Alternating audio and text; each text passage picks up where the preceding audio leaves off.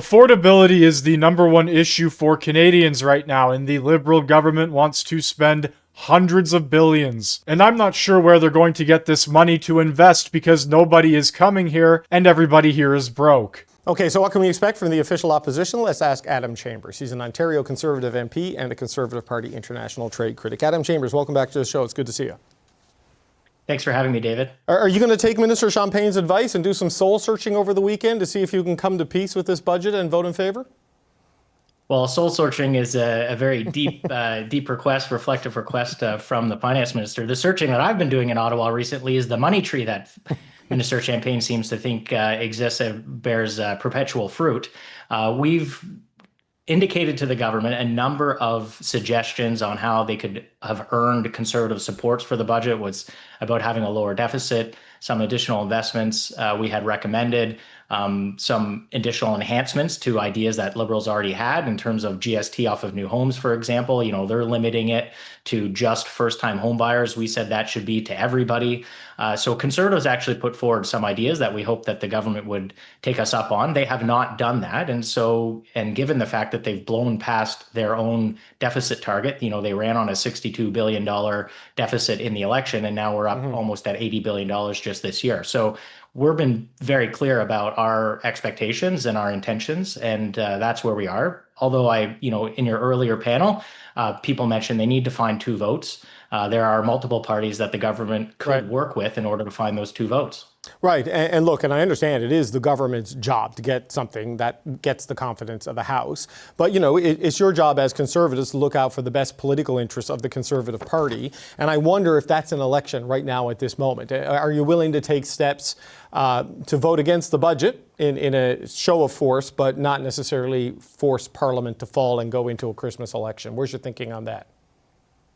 I would say, just on your premise, I would say our primary objective isn't the political interests of the Conservative Party. I think our primary objective is to make sure that we're advocating on behalf of Canadians for the things that they have told us that they want to see. You know, we did just finish elections 6 months ago. Right. The things that many Conservatives heard at the door across this country, even in ridings in which we were unsuccessful, there is still a large number of people who want to see affordability as the primary concern that is being addressed by the government.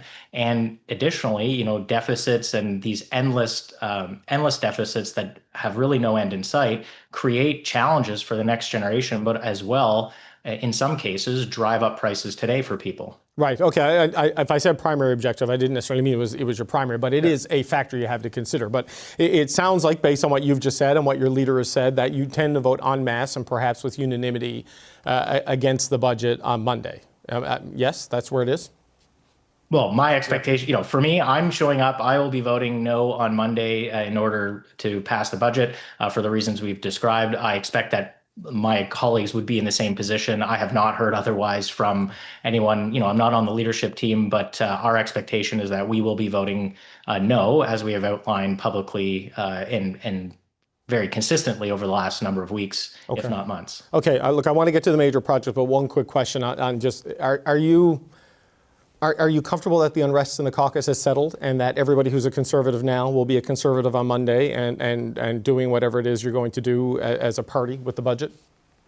I think that's right. I mean, all the Conservatives caucus members that I've been in touch with, you know, we want to make sure we get back to Ottawa. We're working on the issues that affect the country, that speak to Canadians, whether that's crime, whether that's housing, whether that's affordability. Like, we are united in making sure we're holding this government accountable to deliver on those things that we've been hearing matter to Canadians. Okay, so look, we got the second round of the major projects, or projects that are being referred to the Major Projects Office, to be considered and helped to the process to maybe get to a designation as a project of national interest. I know the criticism from your leader and your party has been that this is just more bureaucracy and it doesn't do anything to help things, but we got an explanation from Don Farrell, who's running this, on how they can help speed things up, turn a 6-year permitting process into a 2-year process. I know it is a new government agency, but it seems intent on cutting through some of the red tape. What do you make of what we learned about this yesterday and the value it may bring? I would say 3 quick points. The first is the fact that we have to create, or the government has proposed that they need to create a parallel process in order to get projects done in the country, is an admission that the existing process just isn't working. So I would say that that's the primary objection to this, new bureaucracy or this new process, that, we are not dealing with the fundamental problems that exist in the existing permitting process and the regulatory burden in order to get projects built. The second would be, which I think could be a future criticism of the government as well, is how does a project end up in the fast track list? How do you get that golden ticket in order to get that permitting process down to the shortened period of time? I think for a government who may be sensitive to accusations of conflicts of interest at a future date, I think it'll just beg questions about how projects get onto the special fast track, and that will inevitably bring some questions. And finally, with respect to some of the projects announced yesterday, at least 4 of the 5 include federal government money in some form, whether that's a loan guarantee or some kind of financing or bottom line, a subsidy. I think the government's creating and sending the wrong signal in the market that the only way to get things done in the country is you have to get into the special process, and that also comes with government money. You're then going to find every project that wants to get done begging to be on the special list and then also begging for public money. I think that is not the signal that we want to be sending the market. We want to create investable conditions under which private sector proponents are willing to take on these projects. We should not be saddling the taxpayer with some of the risk. I think what may end up happening in these circumstances is the government will socialize the losses, i.e. the government will take the first loss, but the gains will be privatized by corporations. I don't think that's the environment that we should be trying to create in the country. We need to be creating an environment where all projects, big, small, large, ones that are long, different types, they all have a chance to go through a predictable process that is fair for everybody. No, I take your point on the first one, because when I listened to Dawn Farrell's answer, and she explained how the office she's leading will help align permitting processes, that you can take a 6-year process down to 2. It's like, oh, that's pretty good. But then the reverse of that is that if you don't have the help of the office,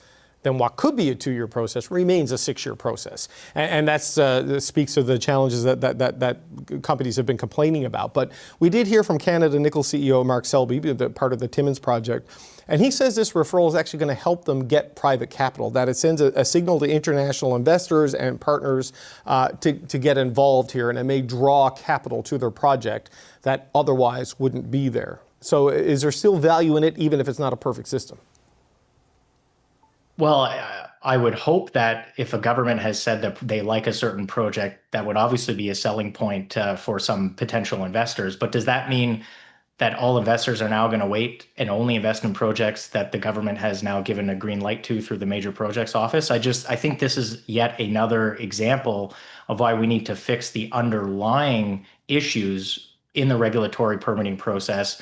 And in order to create an environment where you have all these opportunities available to anybody, so long as they have, they go through the proper process, in a process that's predictable and fast, and one that is not dependent upon the government in order to give somebody the special green ticket. The approval process going from 6 to 2 years is a major improvement, yes, but it honestly needs to be faster than 2 years. We are looking at least half of Mark Carney's term before anything new gets approved. And instead of letting companies have more control in terms of what they can build, Mark Carney has built more bureaucracy and is spending more Canadian tax dollars. Anyway, I would like to know what you think down in the comment section below, and have a good one.